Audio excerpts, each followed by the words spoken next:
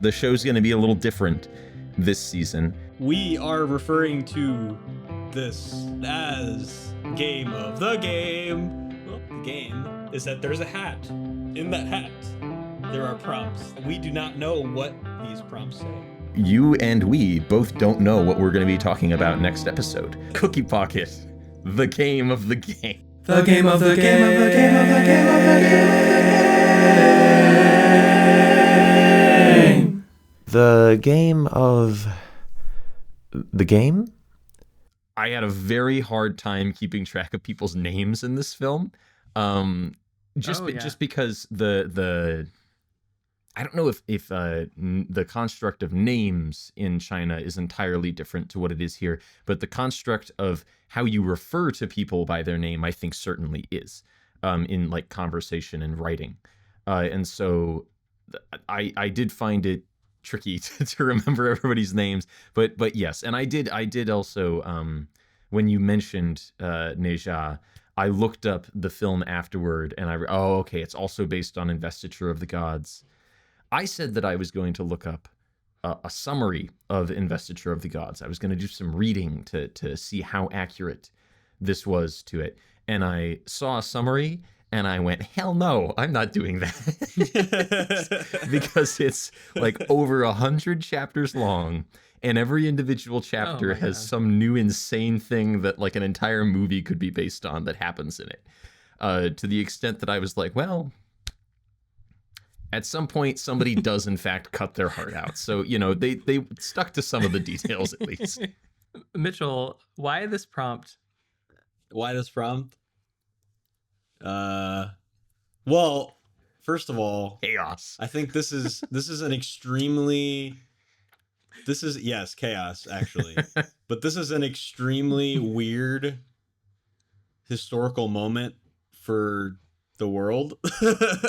And in China, there's kind of so many firsts happening in the past like 5 years that are completely record setting, like culturally and just politically, and like the way that people's mindsets are towards technology is like completely upended the way that people originally thought about themselves as citizens. So I think that this is like, not to make such profound didactic statements, but like this is like a pretty good representation of like how I would think that China perceives themselves. And I also think that we're an extremely Western centric culture. And I would even I'm sorry to do this, but I would hate to lump Japan into this, but I will. We definitely do have very much like an investment in Japanese culture and otaku, and like all that stuff is very well ingrained now. But I think there's such an aversion to understanding Chinese culture. And I feel like whenever you start to immediately take yourself out of your adversary, really like a nationally adversary mindset, then I feel like you're definitely restricting yourself, and you're pretty much proving the point that they've been trying to make this whole time in Chinese and just Chinese centric culture in general, or pro-China countries, is that the US is always causing wars. They're always causing these massive upheavals of civilizations and ruining everything, and we're the warmongers and they're not. So I just think it's like super compelling to see how they perceive themselves, especially because they've so very much invested in entertainment in the past like 5 years, and the military, but just in general, a lot of technology they've invested in. So it was especially interesting to see how crappy the CGI is compared to like top build Hollywood films. And to be fair, it's not. How does that Fox compare to Crypto, Mitchell? I think a lot of the crypto is great now compared to this. I think a lot of the CG in this isn't that bad. If I'm totally, there are some moments definitely where it's rough. During the funeral pyre sequence where the logs are falling, a lot of the log shots are kind of iffy, and you're consistently aware that it is CG. But I don't know. There was never a moment in this where I was like, oh boy, I'm really aware of those polygons. I think a lot of this is kind of on par with Marvel stuff, which a lot of Marvel stuff isn't great either, but at least here I think it's used semi imaginatively. Here I go coming out the gate rooting for the adversary of America, quote unquote, but it's not necessarily like the actual quality of the animation is bad. It's just how it's used, and it's used so like in the worst way possible. Like you do close-ups and contrasts when it like is the least desirable.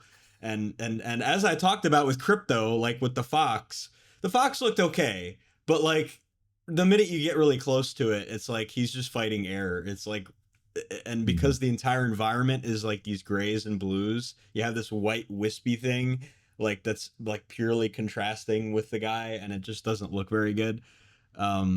But I will say it's not to the point where it's like the whole CGI is completely crappy. I think my point kind of goes into more of what Christian was saying, whereas that it's very clearly copying Hollywood tropes, like whether it's the actual context of the scene or the way the action sequence is playing out is very much copy and pasting Western media in one way or another. I mean, I recognized probably almost every like major sequence in this from something else. To be fair, Western media is copying itself a lot of the time. And it's not like Marvel is the pinnacle and that they figured it all out and that they're amazing or anything, or that they've invented something completely new. I just think the CGI is comparatively used a lot more sparingly. And I also think that a lot of the scenes are defined by the character's power, I guess. And in mythology, it's a lot harder to scale characters' power than it is in like a comic book character, where it's like they're defined by whatever weapons or whatever skill or intelligence they have at the time. And I think that is what makes, in general, superhero films more engaging than mythology films to me, is that the characters are very much almost made for screens. They're kind of made to be entertaining in that way. And I feel like mythology is meant to tell a story, to have a message, to prove something, to prove the rigidity of our xenocentric culture, and that, you know, Taoism is the ultimate like philosophical philosophy. Damn, I wrote myself into a corner. The ultimate philosophy to have. And I just that got played so often in this. It got played like every single time, where a scene can't just stand on its own and just be like, this is just an event that happened. It doesn't have some greater mythical meaning behind it, or some dynasty, you know, resulting, like a prince dies and a duke dies and like the king dies, and like it's just, and then there's another one, and it's just like, sure, it's a ham-fisted shortened version of real historical events mixed with mythology. That's basically what we're looking at. And I think that's super compelling. It's super cool. I'm totally not opposed to having mythology as films. Peter Jackson tested my patience a little bit with that. Now, I will say the first one that I forget the exact name of it. Help me, Christian. What was the first Peter Jackson? Oh, Fellowship. And the Olympians? Fellowship? Oh, Percy. Fellowship? Percy Jackson, sorry. Yes. Percy Jackson. Jesus Christ. Oh my God. Long day. The Lightning Percy Thief Jackson and the Olympians. Book. Yeah. Yes. Okay, The Lightning Thief. This is really reaching back right now, so please forgive me. I completely botched that. I guess I know more about Chinese culture than I do about Percy Jackson or Peter Jackson. But anyway, yeah, I mean, at least I can appreciate with Percy Jackson that it focuses in on a few characters here and there, people Americans might have heard of before, and we're going to make them look really cool and do really cool things on screen, and we're going to go by this simple plot, and that's it. And it's pretty simple. It's a popcorn movie. It doesn't demand a lot of investment. It's pretty cool to watch. The CGI is pretty good. That's the end of the story. But this is like, you better freaking track every single person and what's going on. And you better have a pretty good grasp of your history of the Shang dynasty and the Zhou dynasty. And you better know that whole history. And you better have read all 100 million chapters, or at least have a pretty good idea of what happens, because otherwise you're gonna get completely lost in the sauce here. Well, To me, I was able to track generally what was going on. I was looking up articles and I was reading summaries and stuff. So I was trying to keep a pretty good, like I was trying to make up for that lost ground on the cultural differences. But it's super hard to keep track of. And to be honest with you, I think even for Chinese audiences, I think it would be kind of difficult to really invest. And I don't think those characters come across in an investable way as much as they want them to be like superheroes, where it's like, oh yeah, this is gonna get every single toy, get the toy at McDonald's. And it's just like, what? I do agree with you on how dense this is, Mitchell, and I found myself wondering, which I think we'll talk about it further, how ingrained these stories are in Chinese culture. Are these characters that, you know, most people in China will have heard of from when they were very young, just because they're so ingrained in folklore and discussion and the culture? You know, I'm trying to think of American folk, you know, like Paul Bunyan and Johnny Appleseed, where these are characters that I think all Americans are at least kind of aware of. Where, you know, when we watch a film like this, are like, who's the Duke of what? So I did find myself wondering about that. I do want to do just a little context, because we kind of jumped right into this, and this is definitely a movie that I think most of our listeners will probably not have heard of or have an awareness of or be able to pick up what we're talking about unless we introduce it. So in the last episode, I drew a prompt that Mitchell put in the hat, which was a Chinese film released within the last 2 years. I think I have that letter perfect. And I know a decent amount about like Hong Kong martial arts films, but most of kind of the heyday of those was the 80s. So I couldn't go that far back. So I decided, okay, well, I wanted to pick something that was like a big deal, that did really well in mainland China, and so felt like something important to the cinematic culture there right now. So I looked up the highest grossing films in China from this year so far, 2025, 2024, and 2023.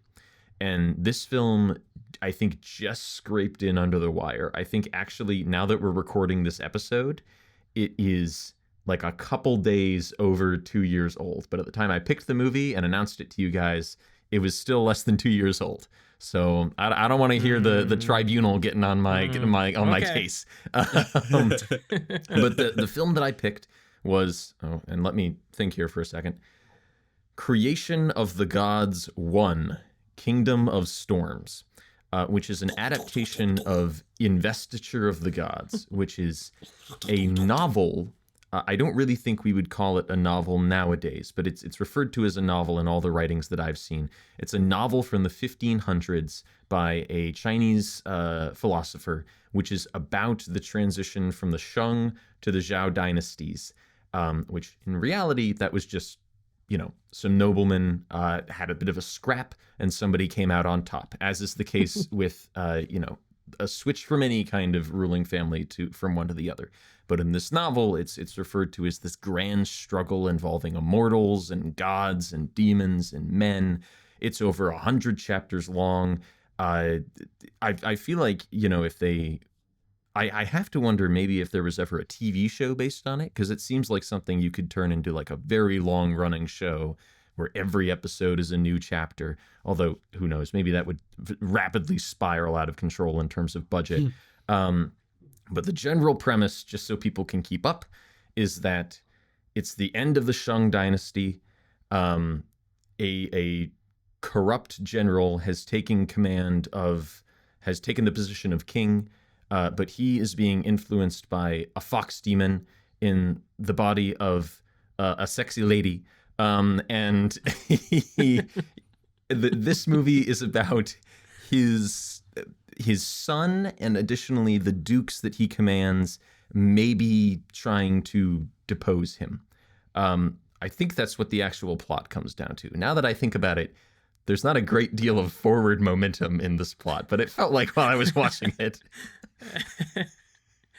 That's about the only part of the story I gathered. It feels like there's a long middle hour with the sort of titular gods, I guess, and I don't know if I could summarize Oh, that for geez, you. I didn't even mention them. Okay, because I did read about this. Another vital part, so the kind of most fictional part of the original novel, which, yes, I'm referring to another's culture's religion as fictional, the most mythical part of the story of investiture of the gods is this concept that the immortals, oh boy, there's a period in the lifespan of the immortals that's coinciding with this struggle between the dynasties in the world of men. And to resolve this issue, the immortals have to send down a representative with this thing called Fengshen Bang, which is, they don't really address what it is in this movie, but in the original source material, it's basically a list of a bunch of people who are eligible to become immortals if they die soon. But to this movie, to the plot of this movie, that doesn't really matter. Maybe it will to parts 1 and 2, or 2 and 3, I don't know. But the immortal representative has to give this scroll to the rightful king of all the land. But unfortunately, the rightful king of all the land is currently evil and wants to use the list to his own ends. So that's another big part of the plot is, well, we can't give this list to anybody but the rightful king of all the land. The current king's son doesn't seem to be that bad of a guy. So if we can depose the king and put his son in charge, then we can give him on the list and everything will be hunky-dory. And now I believe I have covered every aspect of the plot and we can move on. And especially when they introduce the gods, it's the most bonkers, clunky transition ever. You're just like in this cloud of red goo and like 10 different gods or representatives everybody gets show a up name and tag. they all have names, but none of them matter. Yeah. It's they're so all bad. talking about who to send, and they're like, who's... That's why I wonder if you know, are the name tags just there kind of for courtesy? Are these the equivalent of like when I can't think of big Marvel surprise when who was Harry Styles? Star Fox? Yeah, who is not a known character by anyone. Yeah. I feel like that's not the best example. I'm wondering if because it's the that's really equivalent just, of like it's Harry Styles. when these heroes show up in like a superhero movie, and we're meant to go, oh my goodness, that's arm fall off boy, and everybody applauds. like a Human Torch cameo in Deadpool. Yeah, is the equivalent of that?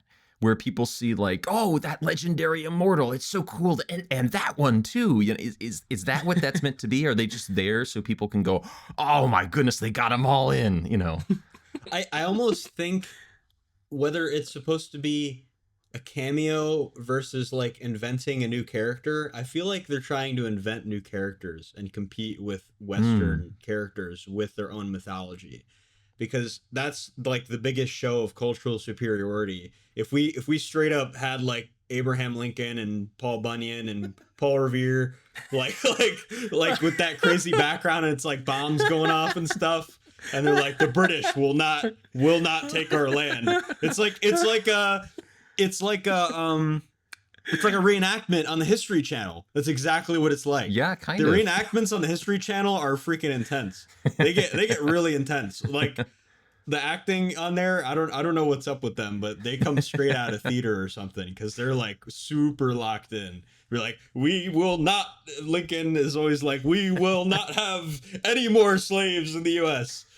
I think that's what they're trying to do. I think they're trying to make these characters be more relevant to today because kids do not care about history. They do not care. They want to look at their phones and look at memes and go about their day normally. That's what kids want to do. That's a universal Gen Z trait, I think. And I feel like this is trying to bring that amount of their culture back. Mm-hmm. And it's also under the guise of steering that optimism where it's like, this is what our potential is as a country. This is what we stand for. And this is why our way is a better alternative to the Western way and why our characters are cooler and more philosophically relevant than Captain America. I hope at some point in this discussion we can get away from kind of talking about China as if it's like another planet. But to continue that point, I do wonder if, I know American children and younger people certainly don't care about history, I would say at this point. On the whole, I would say a lot of American children don't find it very interesting. They aren't excited by it. Certainly not to the extent that they would see the Emancipation Proclamation, the movie. But I mean, do they in China? Is it something that they're taught to appreciate more? I have to wonder. And again, this is where it comes into like, I don't mean to speak about China as if it's a totally different planet, but I know that there is a lot of the government has more overt control of schooling and what people are taught and how they are taught than perhaps the government in America does, or than the government in America is willing to exert compared to China. So I wonder if these are stories that are kind of pounded into people's heads from an early age. Because after watching the film, I thought, I wonder how people respond to this, and I went to Reddit. And I took a look through some threads, which mostly seemed to be, younger people in China talking about the film. And a majority of the discussion I saw was about the hot dudes and their abs and the concept of the mandate of heaven, which is like the idea of like, hey, sometimes a ruler loses the okay of God and then it's fine to revolt against him. But like nothing about like, who are these people? I didn't understand that bit. Like I didn't see any of that. I can't really answer to the historical context of what's taught in China, but at least taking like a cursory glance at this story, I did look up the Fox Demon Lady actress to see what else she had been in, as one does. Yeah, definitely. Research. At some point, I saw some headline about her like posing with another actress that played the part in another film version of this story, and I get the sense that the source novel has been adapted into a film in China quite a few times over decades, not just recently. And so I think with that knowledge, maybe there's some of the cameo effect with each character appearance, but I still find myself circling back to what Mitchell said at the outset about this sort of mimicking Western media in so many ways. And I don't know if it's I'm looking for it, so it's there, that's certainly possible. But I was constantly reminded of Peter Jackson's Middle Earth films, Lord of the Rings and The Hobbit. And I noted on Letterboxd that the Under the Crew, the stunts guy is the guy that did all of those and Avatar. And one of the visual effects artists did work on the third Abrams Star Trek movie. Those were the only two like Hollywood transplants I could find from the Letterboxd crew listed. But like the scene when they just introduce the ruler and his son, like literally just show them in a scene. They don't even really like introduce them as characters. And then the next scene, the son like shockingly kills his father. That to me felt, both in the way it was shot and its narrative function, felt to me like the filmmaker saw The Last Jedi and the scene where Kylo Ren kills Snoke. And we're like, oh, that's so cool. Let's do a version of that. And like, maybe I'm just seeing that because I'm Star Wars nerd and I'm looking for comparison points.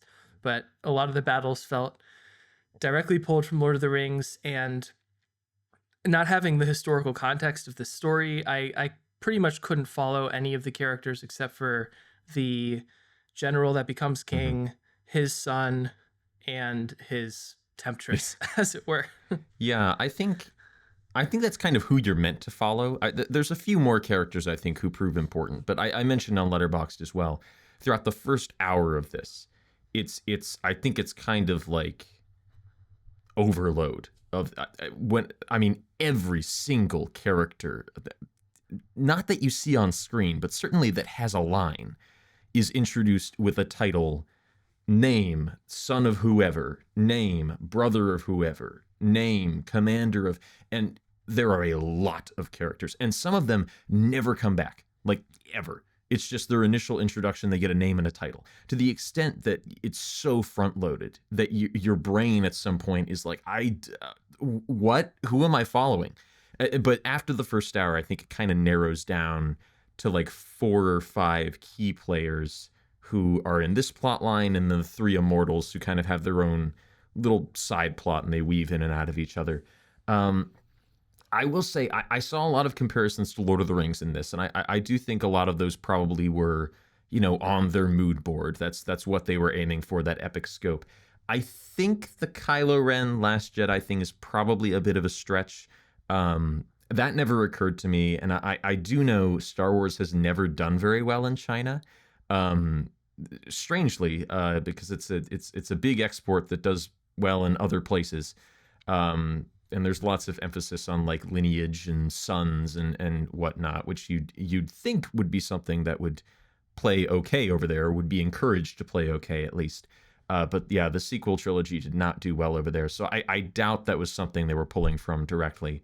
I was shocked by that moment though. I mean, I was not shocked as much by like, oh, these characters who I love and enjoy, oh my goodness, they're dead, as much as I was by these characters I met 30 seconds ago. Oh my god, they're dead. Yeah, I was surprised and also a little bit intrigued by how quickly people die. I think in Western media especially, usually somebody gets stabbed or shot and then they're kind of like dying. But in this, it's like people are like, they're having an engaging discussion and then they just get stabbed. And then they're like, no! The prince, but they're like dead, falls over, and he doesn't even get like a final facial expression. He's, well, the first prince before the other prince / general takes over and becomes the corrupt king. But the prince who's manipulated to stab the king, and then he gets tackled by our hero, and he falls over and cuts his neck, and he's just dead. He did. And I don't understand that, why there isn't really much continuity.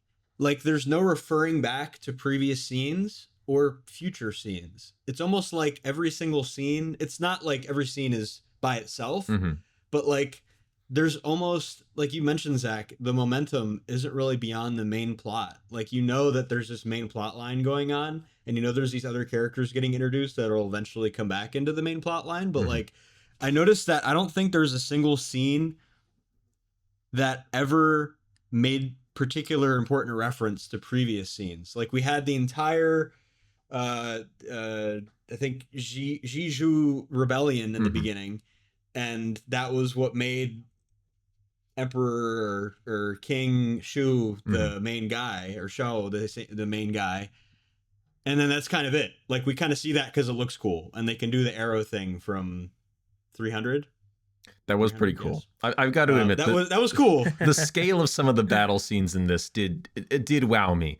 They do command kind of that feeling of these enormous battles well.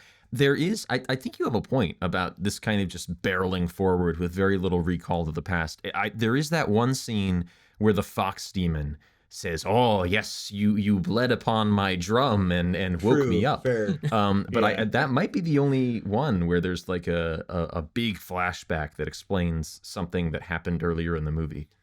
And I don't really understand the purpose of having like the Sudaji lady, the fox lady, be like the main force of negativity, even though like her points kind of make sense. I mean, I was just trying to get a sense of like her motivations, because she doesn't really have any. I mean, I kind of get like, oh, I'm just manipulative because I'm manipulative. Like Loki, like it's just you're just manipulative for the sake of doing it. And then I kind of started to hone in on the Taoist point, where it's like for every like immortal that's trying to save everything, there's also like a negative force that's trying to get rid of it, which is like the white and the black contrast a lot of the time. But I just think that's a pretty flimsy argument and doesn't really translate to people very well. It kind of just looks like somebody looked up the definition of Taoism and tried to like loosely integrate it into this Avengers Temu Hollywood movie. Is she out for revenge in the movie? Is that what she says? Maybe, but I don't remember if I picked up on that or not. In her final flashback, she kind of explains how her motives change.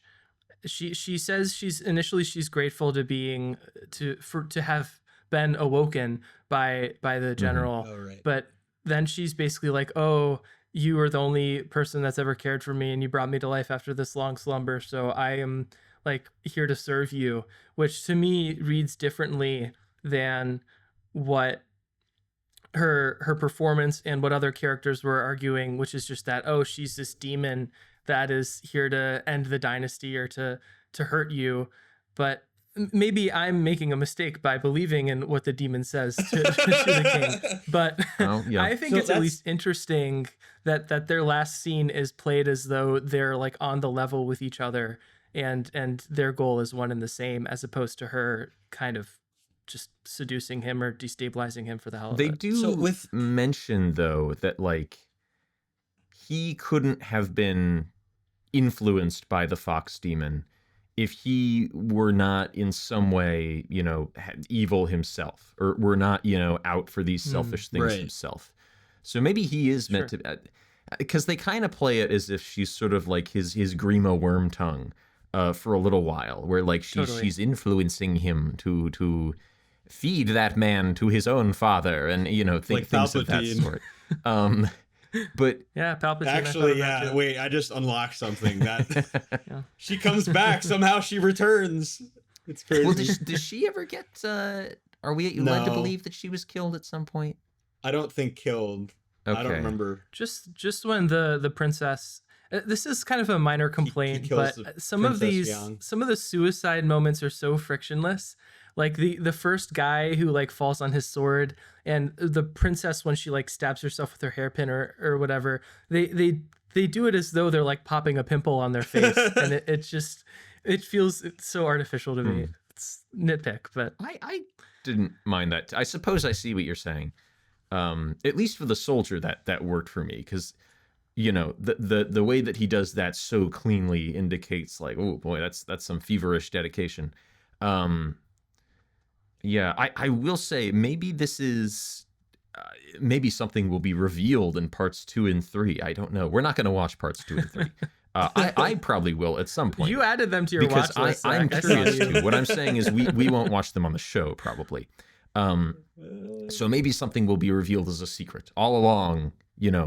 She wanted to go to the moon or something. But at least in this film, it does feel like perhaps her motivations are a little muddled, because in my readings, I did find that the fox demon is in the original novel, and they are in that story. The king angers a certain immortal, and so the immortal tries to get back at him by sending the fox demon to influence him. But she doesn't just send the fox demon; she sends 2 other demons. I can't remember what one of them is, but one of them is like a musical instrument. So I'm not sure how he influenced the king for evil.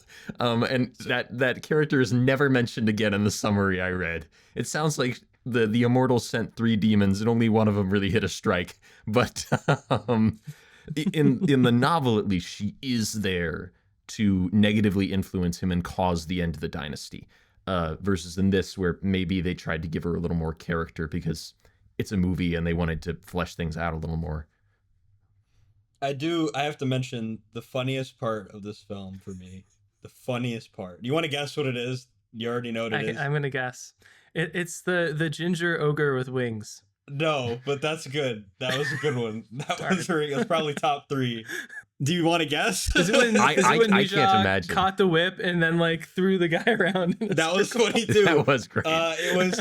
I think his name's Gong Bao, when he introduces himself and he cuts off his own head and says, "See, I can cut off my own head." And his head like spins around. That was so ridiculous. I couldn't believe that. There is, I think that the immortal stuff in this and the human plot line, they mesh uneasily, when they mesh at all, because and maybe in the full scope of the trilogy, if you look at the trilogy once they're all complete as one whole story, maybe everything will kind of work out. But it sort of feels like Gung Bao is, I find it easier to understand this story or to explain this story by comparing characters to characters from better known Western literature, Gung Bao feels like he's meant to be like the Saruman of this first film, where he's a malevolent presence and a representative of a greater evil that maybe we will meet and fight later. But he's so useless and I think you mean Scarlet Witch, Zach. That slash Dementor. That he isn't much of a threat. Like he you know, I at least, you know, early on, Gung Bao, who feels like a comic relief character at first. He's this warlock who the king is like, can you make me live after I burn myself on a funeral pyre to save the dynasty? And he says, yes, if you study for 500 years. And he says, well, that's not any good to me. Get out of here. And, you know, him stumbling around with his head off feels like a joke. But then it's revealed that he works for like this great evil force that gives him a spell that he can use to get back at his enemies. What's the spell gonna do? And then he shows up at the end and he just possesses a terracotta dragon that dives off of a cliff. To me, that felt a little like, oh, that's it. Like I was expecting, I thought he was gonna like possess the king or something, and like, because the king's dead at that point. And that, oh my goodness, now the king is possessed by the evil of the immortals, and that's going to be why he's the villain for the rest of the movies. That might be a little disrespectful to history, but, you know, it would be compelling. Well, maybe that's just their equivalent to the CGI final battle blowout that is just always kind of a wash in these superhero movies over here, you know? I don't know. I can't think of like a big beast comparison. It's like a kaiju in a Marvel movie, but the same idea, you know, just like an army of CGI Ultrons or something else weightless that's meant to be this big thing. Well, I think for me it was just him, just the spell just being like, oh, you can possess inanimate objects, you can sweep the room without getting up, you know. It was what felt like a bit of a letdown. I think it could have won me back if I thought the demon that saves the Duke of the North, I thought the demon was gonna like, you know, go, I'm needed, and then fly and have a fight with the terracotta dragon or something. That would have won me back. But the fact that it climaxed in just a chase, maybe it's more narratively satisfying because the prince of the Duke of the North, who's also a soldier of the king, is the one who faces down the threat. And so there, you know, he has an arc throughout the film where he becomes this independent hero. Maybe it's more narratively satisfying, but I don't know. I was a little let down by that in a film that I overall thought was quite fun and surprised me. I wasn't bored by most of this, and I thought the runtime went by pretty quickly, all things considered. This is a 2.5 hour movie. I think almost exactly 2.5 hour movie. Long credits, so maybe a little less, but I thought it was fairly speedy. I do have to mention, the last episode I mentioned how President Xi is the son of a guy. I called it the Trail of Tears. I meant to say the Long March. That was my Americanism right there. I wondered if I was like, I don't know if that's what it's called, but I didn't know what it was called. I'm going to correct myself. But yes, it's called the Long March, right, of the CCP. Xi Chang, you know, the Duke guy, he tells his son, it doesn't matter whose son you are, it matters who you are. And I'm like, oh my God, that is like the most obvious, like, called, like, President Xi's like, oh shit, all the CCP guys monitoring the Tencent production crew is like, oh, that's a great line. You know?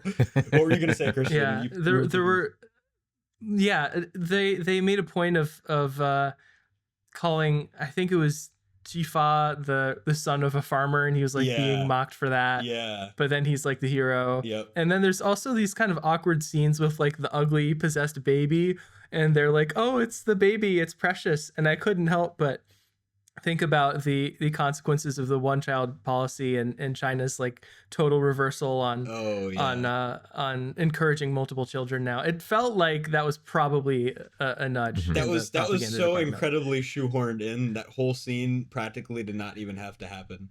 The fact he's like, oh no, but it's a child. And then the music starts playing. You're like, what is happening right now? It's literally a demon child. Can you imagine anyone else ever mentioning this in real life? Well, but Shadowfax needs to come back at the end and save the Duke of the North, you know. Yeah. So I hadn't thought of the whole connections with, the son of a farmer. I will say that the child thing feels like perhaps a moment of propaganda, but that on its own does not feel like enough to me to label this childbearing propaganda. I would sure. say No, I wouldn't say that. I think this is much more a movie about like, don't we have a cool historical heritage that you can look up to and respect, which in the grand scale of propaganda, I think is, when viewed in isolation, fairly innocent. There are worse things that the CCP can and has pushed in the past. And you mentioned your kind of predisposition against it in your Letterboxd review, Mitchell, of it sort of being heavily influenced by the state, which controls the media there. Actually, I yeah. I can see what you're saying. I will say though, in the past, I have been the one who is a proponent of filmmakers who have worked within a state-controlled media system to produce something interesting kind of under the wire.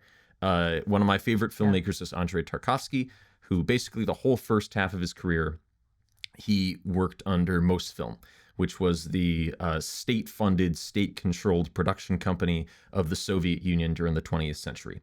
And he was very much under their thumb. They not only had control of, his budgets, but also his equipment, his resources, his sets, his shooting locations. But, he was able to kind of present things to Mosfilm in a way that enabled him to kind of, once he got under that drawbridge, sort of just make what he wanted to make. And he made a lot of really interesting art, and a lot of other filmmakers did under that system. And I think this perhaps isn't like secretly a protest film or anything like that, but I do think it's still a worthwhile piece of cinematic entertainment, certainly being produced within this system. And I do have to say, the production facilities that China has invested themselves in creating over the past few years are just on an objective level enviable. This was shot at like the main film complex in China, which they built like over the past 10 years or so, which has like multiple enormous sound stages, its own airport, its own hospital, multiple movie theaters, like several hotels. It's basically like its own city which exists to produce movies. And they take full advantage of that in a way that's impressive on a spectacle level, certainly. Yeah, I'm sentimental to the people that are subject to these conditions, and I don't mean to suggest that everything that comes out is inherently corrupt or irredeemable. And I would agree with what you said, that it's not just pure propaganda. It still interests me somewhat that you enjoyed it as much as you did, Zach, because at least for like the Western comparison points that have perhaps unfairly dominated this discussion, I feel like a lot of what it harkens back to here is stuff you tend not to enjoy here. So I guess I want to ask, what about this was maybe more enjoyable to you than a Marvel movie? I have been thinking about this over the past couple of days, so I'm glad you brought it up. I think it comes down to the fact that it's from a different culture and a different nation, and I think I enjoy learning about other cultures and their film and their entertainment. And I think a lot of the very CG heavy, very studio made, overblown stuff that's produced here has a lot in common with this, perhaps deliberately. They may have sat down and said, all right, how do we reheat these leftovers?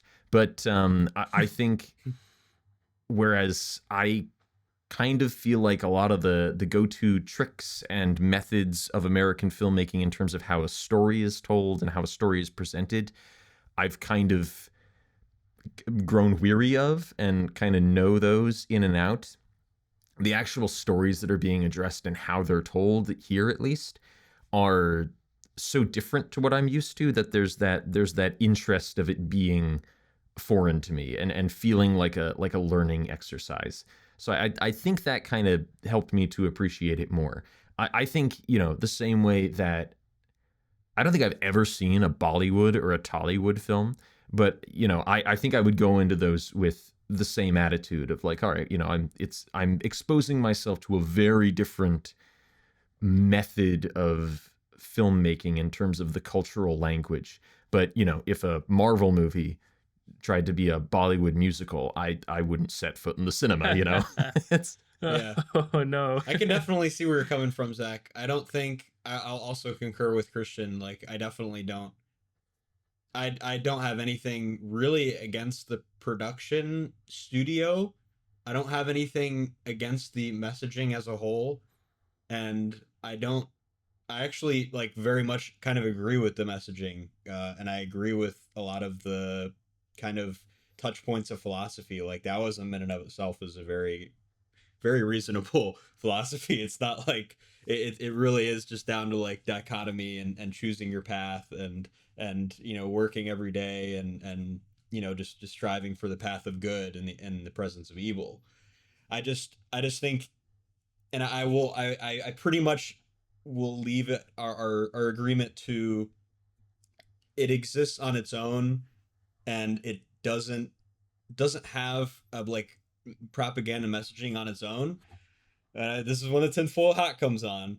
But I also think that is 100% intentional. I 100% think the soft power play that Christian mentioned is 100% the intent. And I don't now, to clarify, the intent of the country that very much manages this type of production to a point never seen before, by the way. Like the past like decade has already, like, there's been significant developments in the amount of surveillance and involvement in the government when it comes to production, like not even close to like the Tarkovsky time where you could just pay off a couple guys and pretty much get away with it without getting your family killed. But like I do think that was that there was boxes that needed to be checked. But I do think the director, and I think generally like this, like the actual team working on the film, did not have that intention themselves. I don't think they're thinking in the way that Americans do, that everything has to be political and everything has to be like some type of message when it's involved in something. And I can 100%, I think the left and the right can agree on that not everything needs to be completely shoved into one bucket or the other. And I also, or a third bucket, this fence sitting bucket, where like you had mentioned right when I walked in here, where it was Oh, like, yeah. oh yeah. you purposely don't engage either side and pretend like you are the bastion of authority on everything. Um, I think that I really appreciate the historical harkening back in this, like 100%.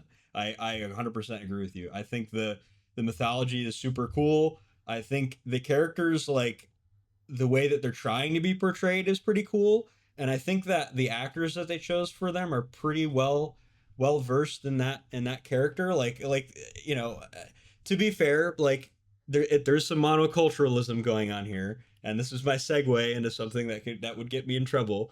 But some of the characters are hard to tell sometimes who they are, and they look a little bit similar. Okay, No, and that's I, totally I would fair. I would argue that China thinks a lot of the same thing about white Americans and white Europeans. They think that English people and white, Southern people all look the same, right?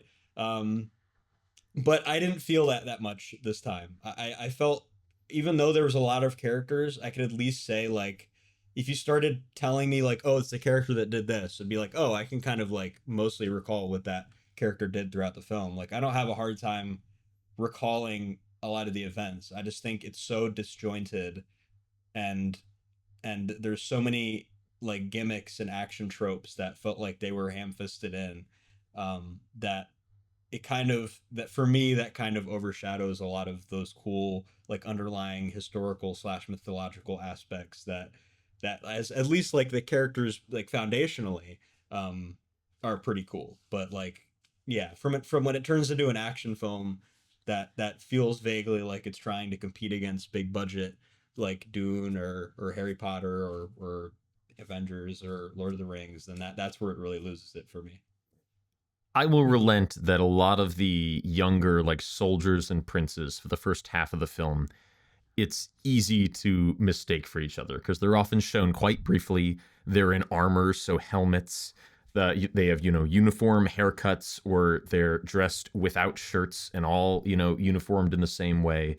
I will say for the first half of the movie or so, I did mix up the prince and the prince of the Duke of the North a little bit until I was okay. Until attitude wise, they differentiated themselves from each other, and I was like, oh, okay, I'm following this now. But yeah, I think the whole first half of the movie is difficult to follow in many respects. I was gonna say I would be interested to hear.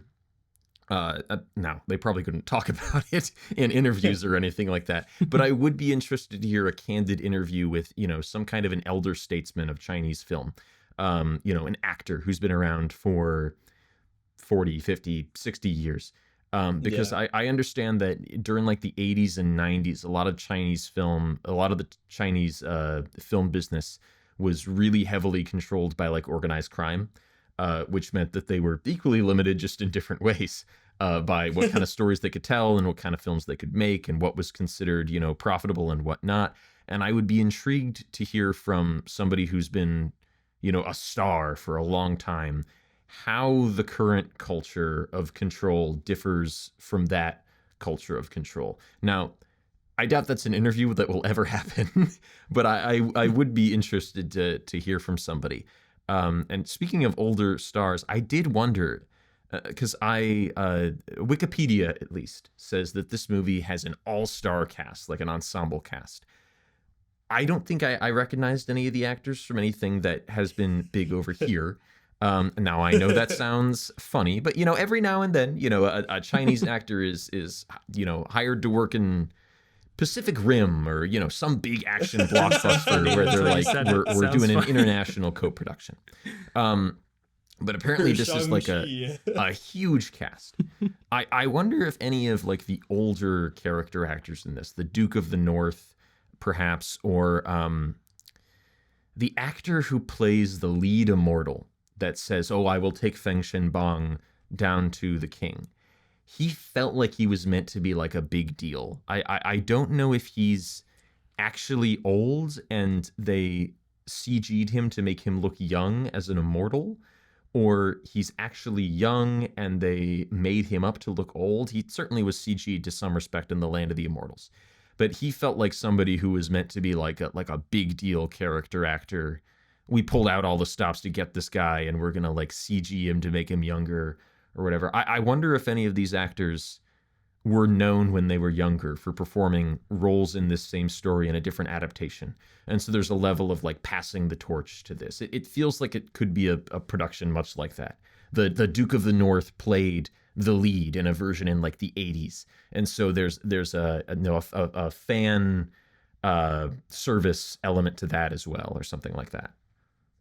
I was gonna mention that I think Zhang Zia is the guy that actually brings the mandate, and okay, that character, when I looked him up in mythology, historically, he is one of the original students of Taoism. And apparently the guy that he was a student of was like a huge deal. Like everybody knows who he is. But yeah. I don't know if that his character is interesting or the actor is interesting. But you're totally right. And I also think he had some pretty emotive scenes. Like he was represented almost like a deuteragonist. Like he was supposed to be as important as Jifa. Mm-hmm. But Jifa was definitely supposed to be like the arbiter, like the Luke Skywalker, like he's the chosen one, like he's supposed to be the guy leading the Zhao dynasty, which is also weird because this also kind of goes back into what Christian was saying, but like it's like going back and watching Phantom Menace, like he's gonna be the guy, like they're focusing on him, and that like Anakin's gonna be like the chosen one, right? And it's just that I thought that was an interesting parallel. So just so Christian doesn't think he's crazy, I also picked up on those parallels. And then the same thing, obviously, with A New Hope. Like, you see Luke, and you're like, okay, obviously, this character is being presented in such a way that he's supposed to be, like, a Jedi. Like, he's supposed to be the main guy. Yeah. We definitely have. There's definitely an Aragorn in the story, and I'd say there's a couple different Gandalfs. It's a little that role is kind of split amongst and a Poe from Kung Fu Panda. Even. Yes. I will say this was nowhere near as boring as I thought it was. I saw the runtime and I kind of dreaded watching it, but it for the most part it really moves. Like Zach said, the god stuff I kind of tune out of a little bit, but like every scene with the demon fox lady, again quoting Zach, simpery aside, she easily gives the most interesting performance here. Is like constantly physically like a fox or a snake in like a very creepy way. And yeah, it's great. I think the king is pretty good. I think most of the acting is really quite good, but I still think there's just not enough. Maybe it's a cultural disconnect for me, but there's not quite enough meat on the story bones for me. And like we were saying about the likenesses and sort of getting the Sons of the Dukes mixed up, I feel like Star Wars is very obviously designed to almost work as a silent film where like you look at it and there's no confusing a stormtrooper for a rebel or vice versa. And everything just sort of visually locks into its purpose in the story. And I don't think there's as much thought to connect those two spheres here, which is fine. It just means it's more difficult still for a Western audience to understand and enjoy it. So 2.5, it definitely was not a 2. Like I was, and I had every reason to give this a 2 coming in because I had all my doubts, but I don't know if I'll be watching the next 2, but I'm low key interested. I will definitely be reading Zach's reviews. We might have to does. watch them together. Did you guys watch did you stick around for the mid-credit scenes? Yes. I did because I saw you mention them in your review. Yeah. So I went back. I will say, I guess China isn't immune to this either. I really hate that mid-credit scenes and end-credit scenes have become things where like, no, this is actually very important to the plot, and if you don't stick around in the next movie, you will be totally lost, which is very much the case for this. They bring the king back to life, and then what seems like they'll be like the big bads of the second movie, the two towers of this trilogy, show up and are introduced, and we get a Doctor Strange in the weird world extreme close-up. Yes. In the weird world. Let's go. Oh, I have to mention, so there's a couple points of this, and this we kind of the Devil's at the Doorstep also had this thing where if it's assumed the audience won't know something, it's not just like passed off or like left to assumption. It's very clearly explained, like explicitly explained. And I'm not talking about plot points. I'm talking about like procedural things. So when Ji-La kills Prince Ki, after Ki, he acts like accidentally kills him after Ki is about to kill the king. Right, yeah. And then the guy in the background's like, oh no, you know what this means? You killed a prince. That is high treason, and that means you will be killed because you are treasonous. No! And it's like, okay, come on. Anybody in the world that knows what a dynasty is can assume that that's what's going to happen to you. They didn't need to like explain that in this pivotal like it's plot. Just one random guy doing all of it too. I was like, what? The Michael Bay Transformers movies consistently did really, really well in China, which frustrated people for a while. I remember they were like, why are they still making these? Because they do really well in China and they make a lot of money. And a consistent thing that I heard was that a lot of the time in China, people would go to the cinema and, you know, they might not necessarily be there for like a big complicated plot or there to really kind of read into things. So the Transformers movies apparently did well over there because it didn't really matter if you read the subtitles or not.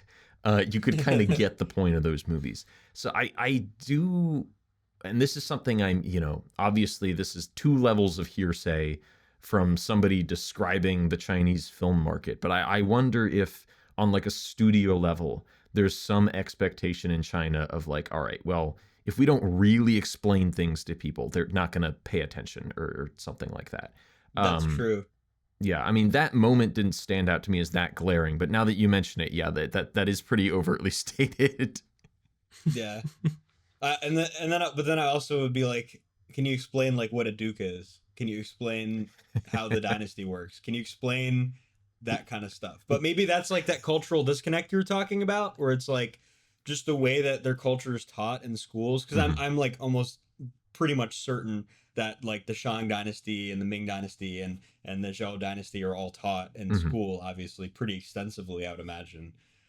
Whereas in Mr. Abrams' World AP class, they took China out of this AP exam, so we're not going to cover that as much.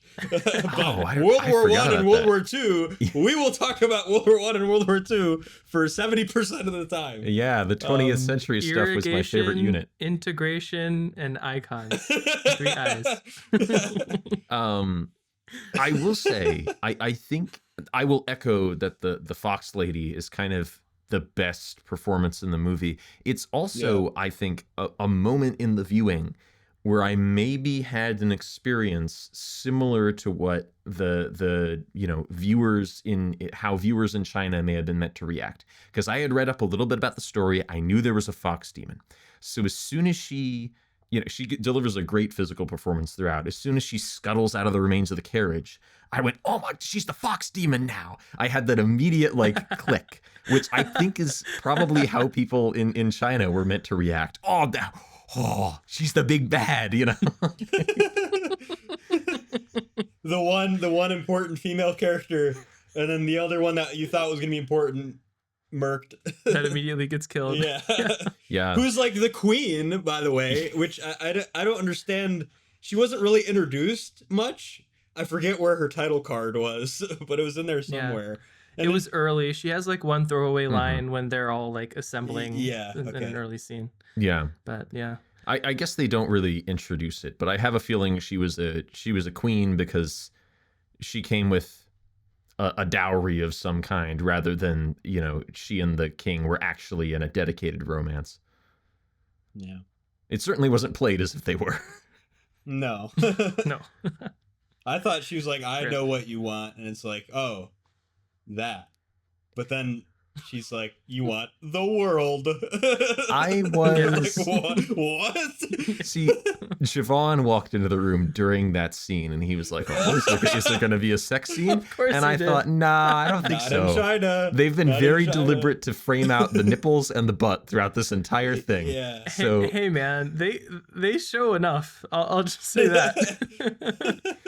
No, but isn't that what we've been talking about all this time? How it's kind of impressive that they work past these constraints imposed upon them. Mm-hmm.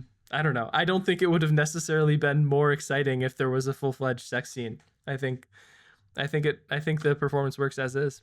I feel like we're winding down on things to say about this film, but I feel like it yielded fruit. 3 out of 5 for me. I didn't love it. I will say, I do think it was kind of disorienting, but I enjoyed the experience of watching it, and I probably will check out the sequels at some point. I'm not going to run out and watch them immediately, partially because the second one is a similar length, if not longer, and the third one, which isn't even out yet, will probably be even longer than that, if we're following Lord of the Rings rules. But, I'm certainly compelled, and it also makes me kind of intrigued to check out a few years ago, like half a decade ago at this point, in 2019, they also made an adaptation of a similarly old novel called Journey to the West, and that one had Jackie Chan in it as the elder statesman of the film industry, passing the baton to these younger stars. I would be intrigued to check that one out as well. So it's certainly piqued my interest in a different era of Chinese film that I feel like everybody talks about. I think it's kind of, Hong Kong action, and then everything else sort of just fades away. But there is more to the country's cinematic output, I'd say. Yeah. Zach, I kind of don't want to go first on Eddington, and I also don't know how we're going to talk about this without kind of ruining it for Mitchell. But you first. Well, okay. I guess we'll start with the question then, Mitchell. Are you going to see Eddington? Are you I'll concerned about probably spoilers see for it. I'll Eddington? take off my headphones. I'm taking them off. I can't hear anything. Go Okay. ahead. And Talk we'll about we'll it. wave at you when it's time to. Well, he can't hear me anymore. Thanks, sorry. Um. Okay. Well, Christian and I, as he has revealed, we went to see the film Eddington with my roommate Javon, and we all enjoyed it. I think quite a bit. Maybe enjoyed is the wrong word. We thought it was a good film. I thought it was a great film. I went into this.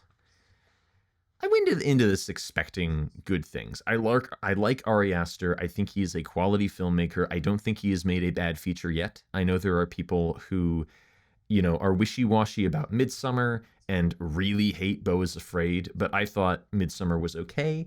And even though I thought Beau is Afraid came out to kind of a muddled experience overall, I really enjoyed it as a movie and as a personal expression. So I was looking forward to this. And I was happy to find that this kind of continues down the route set by Beau is Afraid, where it's Ari Aster just has this hyper cynical, but I think very honest kind of focus that he's able to cast on things. In Beau is Afraid, that was cast upon himself and his own insecurities and his own past and his relationship with his mother and all kinds of things in his life. That movie is kind of like Ari Aster's The Wall. Versus in this film, he kind of casts that beam out upon American culture and where we are right now. And I think he nails a lot of it, largely due to the fact that this doesn't feel like it's trying to be a political movie. There's all kinds of, political commentators and comedians who have tried to make their 2020 films. They're films about where we are right now. Jon Stewart had a crack at it, which was not very good. All of these attempts to try and harness where we are right now to, get to the meat of kind of the bitterness and the divide that is tearing the United States apart have all kind of failed. And I think Eddington, it has its finger right on the pulse of where the nation is. And what it ends up saying is maybe there isn't a way out of where we are right now. Maybe the only way is through. And even, pushing through might not go much of anywhere. Now, having said that, I make it sound like a message movie. I think this is still a very fun movie. A lot of it's quite funny. The performances are great. It also, I think, works as a Western. There are legitimate standoffs in the street in this, justified by the fact that it's COVID and they have to stay 6 feet apart. So you end up kind of with that gunfighters on the opposite side of the street look. There's a lot to get out of this, even if you're somebody who thinks that the political stuff will make you uncomfortable. But at the same time, it doesn't shy away from conspiracy theories and people who weren't fans of mask mandates. It takes a lot of those on without necessarily saying, boo, hiss, this one side sucks, or anything like that. Yeah, well said. When I saw the first trailer for this, I wasn't totally keen on seeing it. I think the first time I saw it was Mitchell dropping it in a group chat. And but I was exposed to it a few more times in the theater, and just the image of Joaquin Phoenix laying in bed and his face just lit by the light of his phone screen and just scrolling through nothing and just looking so miserably alone absolutely resonated with me to the point where I was like, okay, there's something here. And there really is something here. The first hour of this is an amazingly accurate portrayal of what COVID was like. And I'm really not fond of acknowledging the coronavirus in a movie, especially there have been a few films, really good films like Drive My Car, for example, where there's an epilogue of what the characters do now that COVID's happened, and it just totally makes me roll my eyes. But this is so real and accurate, and that's sort of the benefit of revisiting it so soon after it happened. I think the performers are outstanding uniformly. And this is sort of spoilery now, but I think the way Astor chose to portray different political sides is very interesting. And though he's not afraid to be critical of all sides, Joe Cross is not, at least at the outset, he's not a right-wing caricature. He authentically has asthma, so there's like a very real chance that the mask is actually difficult for him to wear. He believes that COVID exists. He has a conspiracy theorist mother-in-law living with him, and he doesn't subscribe to her crazy stuff. And I do get the sense that a lot of the conflict of the movie is born out of failure to listen, but just driven to the most crazy evil extremes. And part of me hoped that Astor had the solution, or the perfect diagnosis to our culture wars.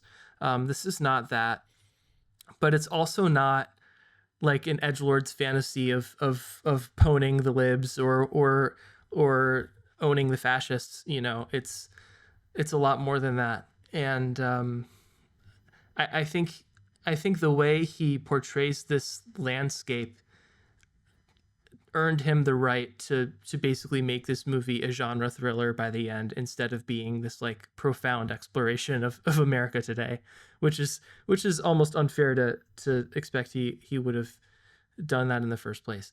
But I'm still thinking about it a lot. I think it's really worth seeing and thinking about. And I think when I see like 1-star reviewers being upset because it's centrist or sympathetic to the right, or doesn't say enough about how Trump was a catalyst to all this, like, does Astor really need to say that? I mean, I don't know. There's a lot here, and I would say if you're up for it, see it. And I think it'll be really interesting to see how this is viewed like 10 years down the road. Yeah, I don't think, even though certain people are our main characters in this, I think nobody is really a hero. Nobody escapes this movie unscathed. No real figure in this movie is a pillar of virtue. Some are better than others, and some do really unforgivable things versus just vaguely suspicious things. But I think at the end of the movie, the least scathed character is a police officer who may or may not have had a suspicious relationship with a teenage girl. So, that's the playing field we're at in terms of who ends up, in the quote unquote right and wrong at the end of the day. And I think it's we've discussed that Ari Aster said that Unforgiven was a big comp for this movie, and the plot I don't think parallels Unforgiven at all. But just in terms of what Unforgiven is saying about, we think of the Old West as, white hats and black hats and lawmen and gunslingers, when in reality, all of these people were kind of various shades of selfish and bad and maybe good, and they did what they had to do to get by. And sometimes that was what we would view nowadays as the wrong thing. Maybe often that was the wrong thing. And I think this takes a similar view of modern day people, where none of these people are good or evil. They're all scared and uninformed in their own ways, and what they cling to as a source of salvation or information is kind of what more or less determines where they end up. I think Joe is kind of put into a tragic spiral where he maybe ends up being the exception to that in some ways, but that's it. I think it's a movie about not knowing what's going on or who to turn to and how that affects people. I think it's my favorite Ari Aster film that he's made so far. This comes out above, it's definitely mine, Hereditary for me. I think Hereditary is very, very good, but just in terms of what this is saying, and the complexity that it tackles the issue with, I think it puts a lot of people have compared it to Nashville, and I think that there's definitely some truth to that. This has more of a structured plot than Nashville, which is kind of just a 3-hour hangout film. But there's a lot of similarities in terms of, being a time capsule of a very specific period in American history. Okay, Mitchell. Yeah, We're waving. we can bring him back now. The wave. Man, Paddington must have Thanks. been a good movie. It is. The second one's better. Okay. Today is a tragic day where the Prince of Darkness passed away. Oh, yeah. And it just so happened that I was also watching the Osbournes and listening to the entire Black Sabbath discography the past few weeks, which, in case you don't know, is like 80% not Ozzy. Yeah. Actually. It's mainly the Dio and the singer from Deep Purple. Really? I didn't know Yes. that. Wow. Yeah, and there's like also 5 or 6 other singers that were in there and out of there. Anyway, the highlight of my day is doing this podcast.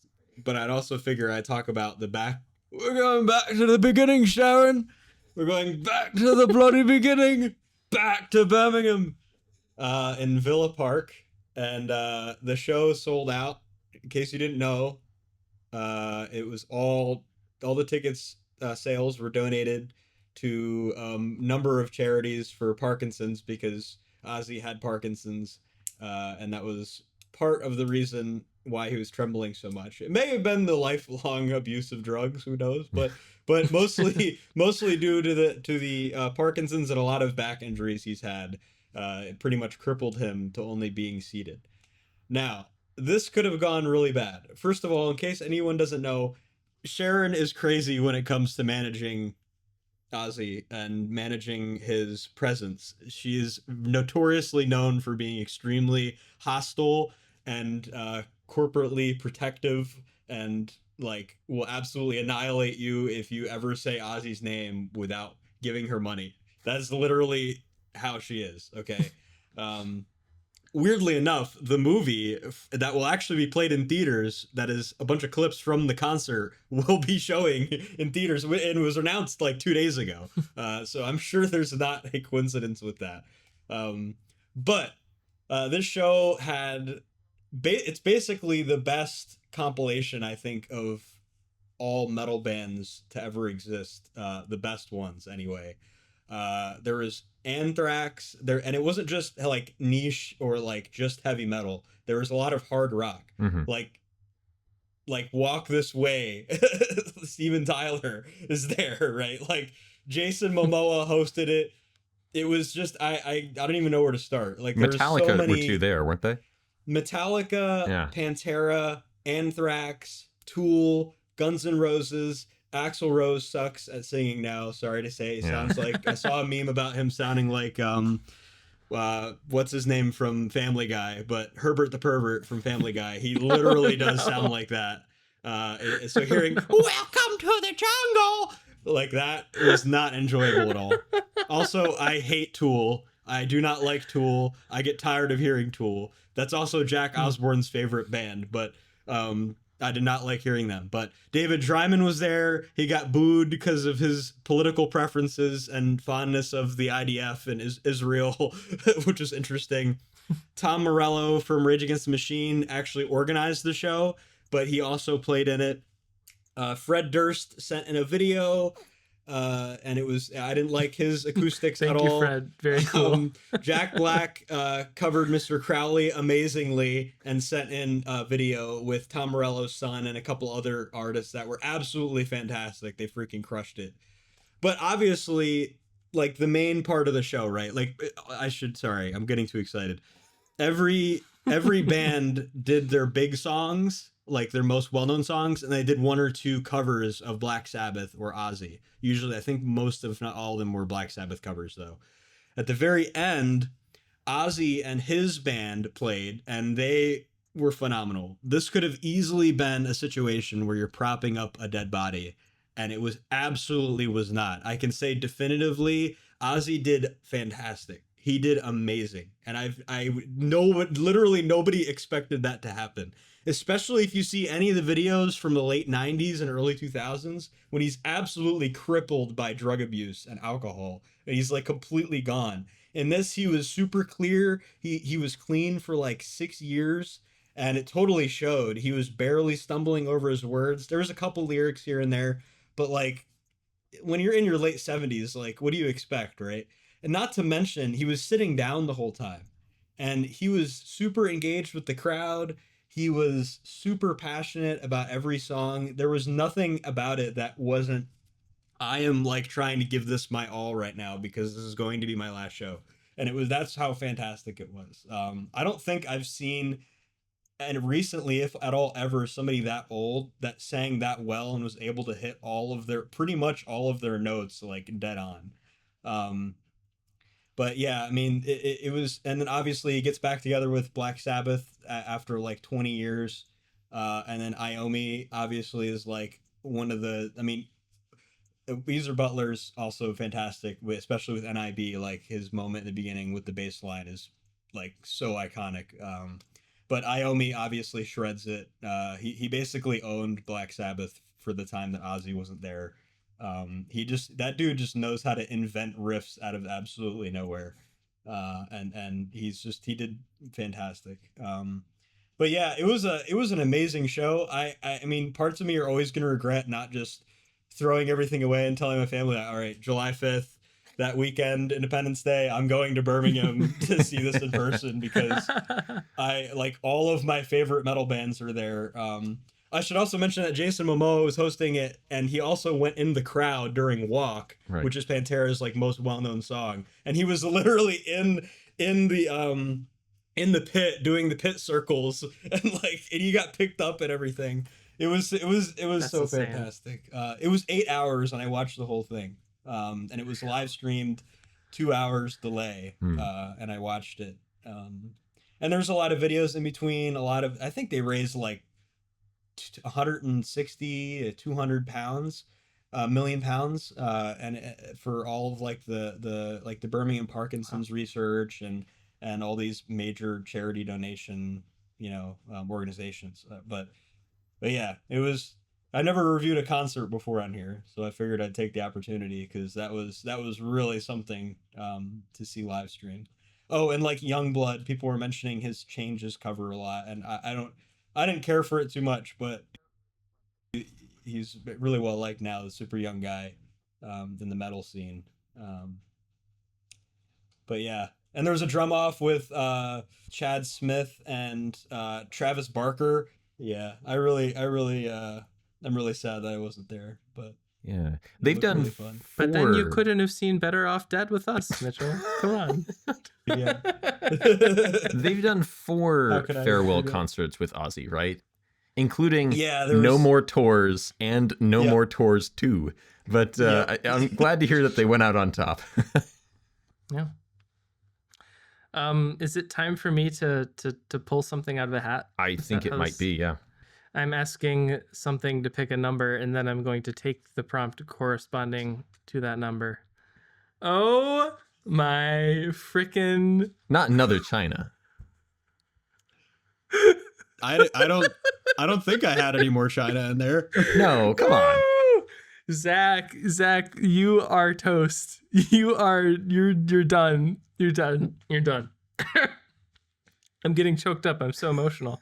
A film that stars Kevin James as a protagonist or supporting character is my prompt. Yes! I knew it! I didn't put that in the hat. When you said it was long, I knew it was that one. I wanted Zach to pull that so bad, but this works too. It's perfect. That was my first prompt I made. I knew exactly that I wanted to do that. That is so awesome.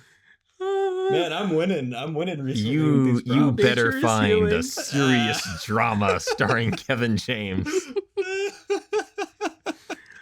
Oh boy. Oh man. And nowhere does it say that it can't be Mall Cop 2. Oh boy. And I'm just putting that out there. Do you guys remember? I think it was on like an episode of Parks and Rec where Adam Sandler shows up and one of the cast members is making fun of him. One of the characters is like, "Oh, it's Adam Sandler here. I'm glad he could dress up for the event because he's always dressed in a hoodie and shorts." And he's just like, "Hey man, I'm a serious filmmaker too. In fact, I'm currently starring in a movie about the Soviet Revolution. And he goes, "Oh, who's playing Trotsky?" Kevin James. That's amazing. If Kevin James was in Death of Stalin, it would be a better movie. And on can't that disagree note, with you more. the game of the game of the game of the game of the game.